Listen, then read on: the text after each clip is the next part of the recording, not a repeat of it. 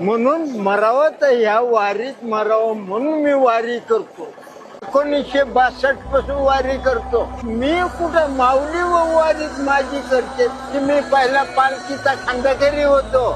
त्यावेळेला बैलगाड्या, घोडी, सायकली होत्या, रथ नव्हते. तेव्हापासून ही वारी मी करतो.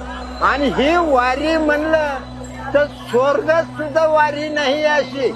आळंदीत 1 किलोमीटर बी चालत नाही, पण इथं मी 30-35 किलोमीटर सरळ मी वाटण चालतो. कुठं माझा पाय दुखत नाही, मी कुठं दवाखान्यात नाही, कधी गोळी खाली नाही, इंजेक्शन नाही.